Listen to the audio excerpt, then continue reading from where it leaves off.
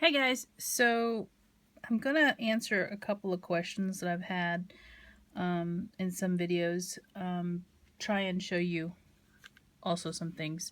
So in my haul from yesterday, I showed this embossing folder to you. It is from the new Stampin' Up! Catalog. It's one of their new embossing folders. They call them textured impressions. Now the difference between this and a regular embossing folder is that this has highs and lows, just like the We Are Memory Keepers ones. And I have one. Hold on one second.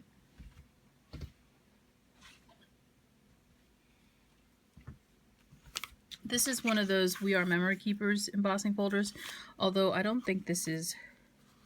No, it's not. This isn't one of the dimensional ones, but you can see it's a 6x6, just as these are.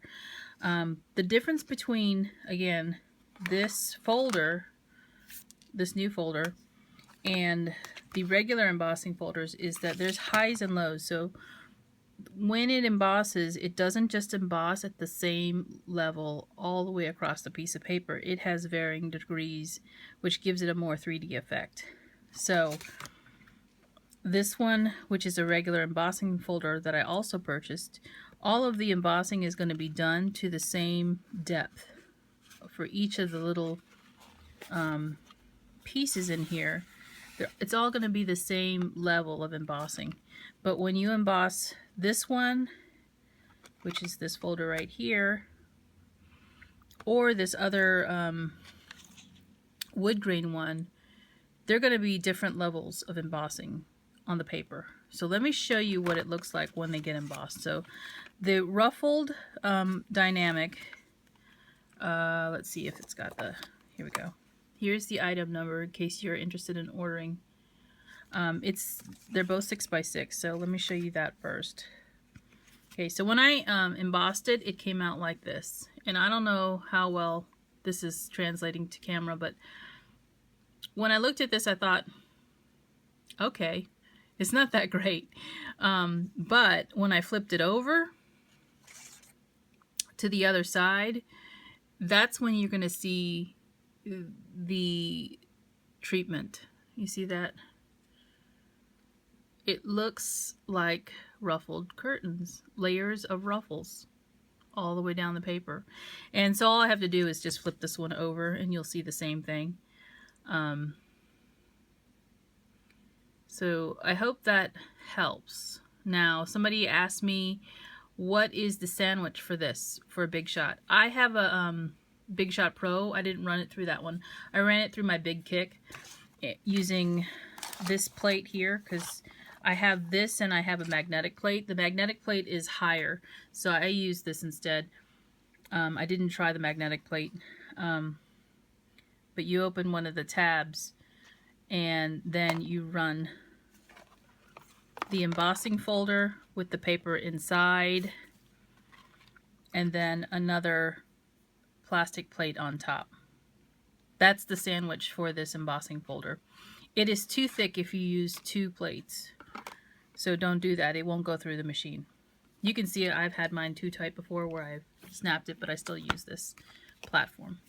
So that's the sandwich for that embossing folder.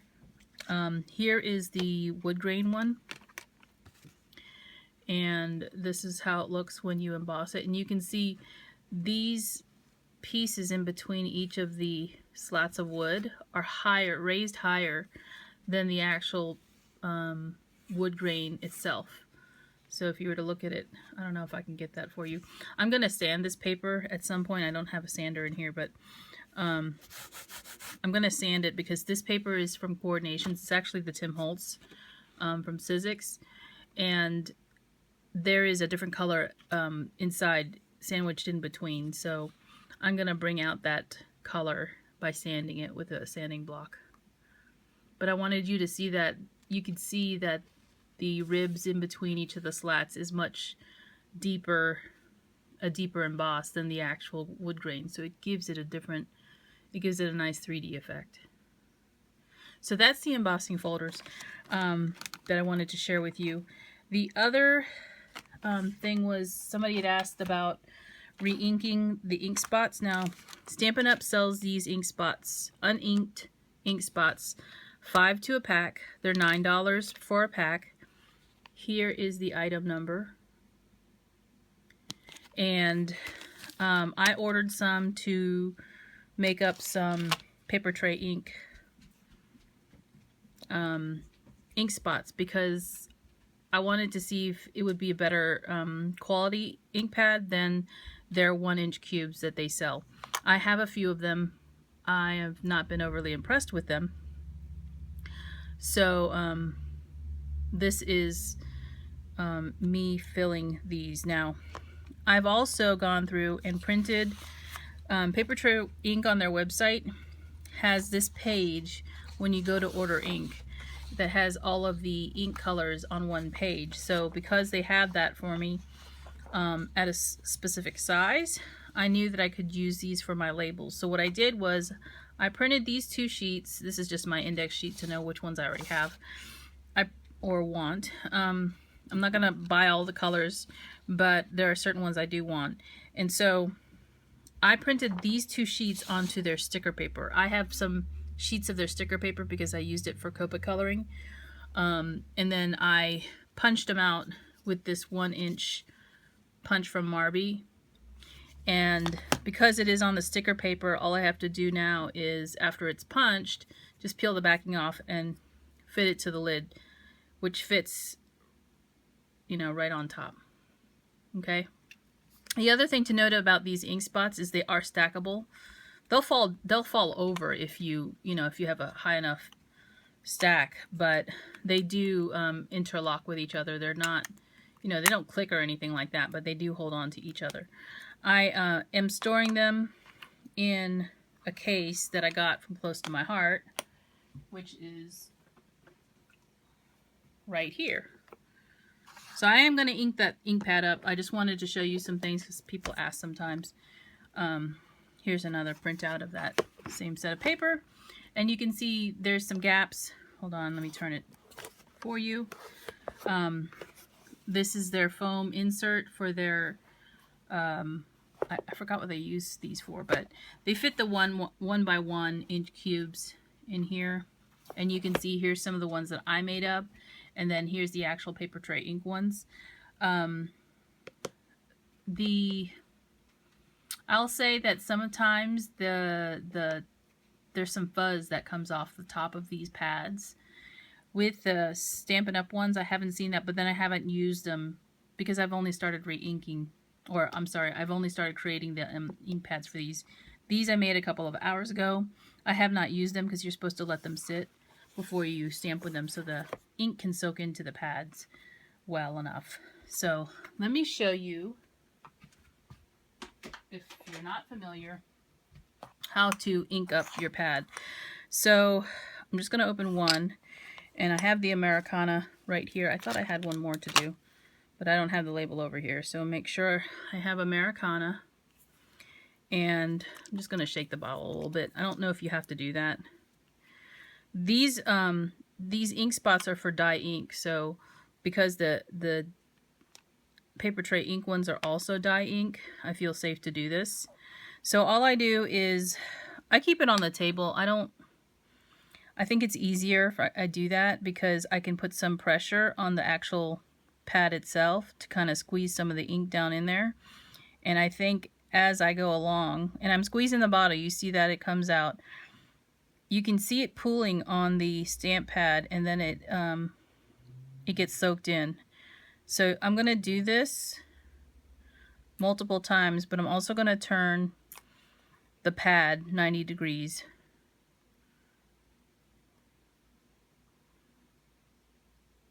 Each time I start it again. So you can see the ink going down in there. It's coming out of the bottle, and I hope you can see that.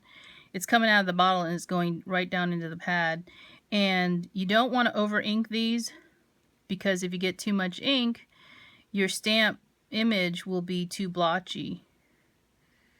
So just keep an eye on the ink that soaks in to see if it's actually taking it in or it's more like pooling at the top, because you don't, like I said, you don't want to over ink it. Now if you do over ink it, just turn it upside down and run it across a piece of paper a couple of times. It is kind of wasting ink when you do that, but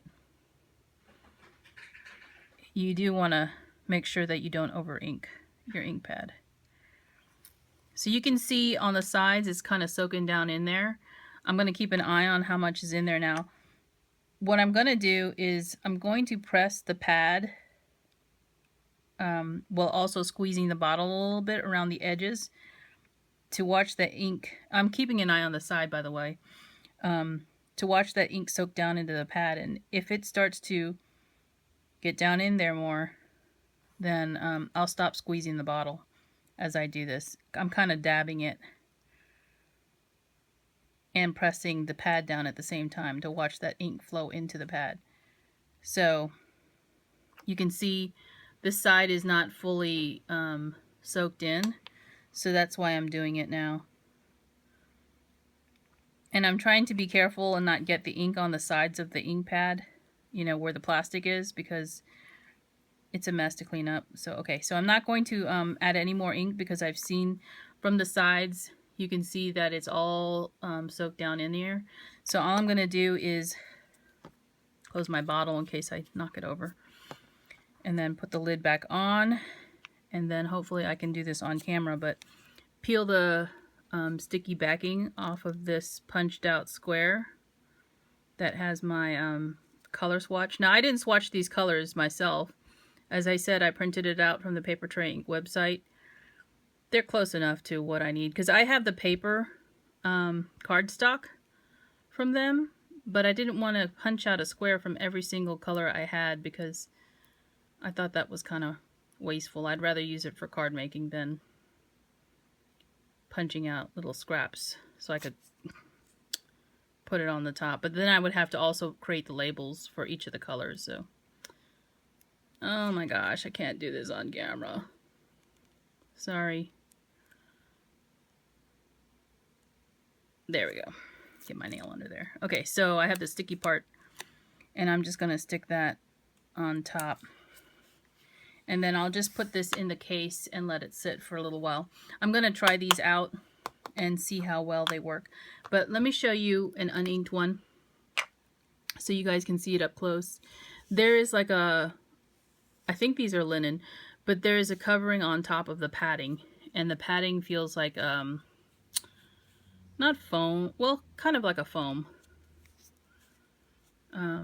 texture. But you can see that as I press it, it doesn't depress on the sides. It's just where I'm pressing down. So it has a really good, it seems like it'll have really good staying power. But again, these ink spots come out to $1.80 a piece when you buy a 5-pack. And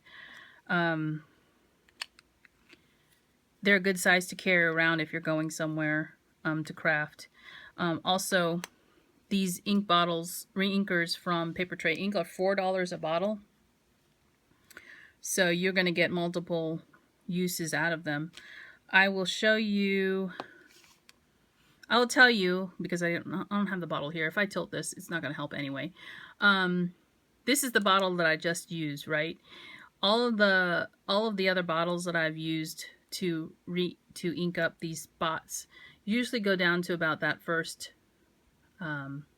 where the label actually is, assuming the label is in the same place most times. So you're only using that much ink. It's not full all the way to the neck anyway, so it comes where it's like maybe around the rounded part of the bottle where it's filled to. So we're using not a lot of the bottle, so you're going to have plenty left over to re-ink your spots as they dry up. So anyway, that is it for now. If you have questions, leave them in the comments below. Talk to you later. Bye.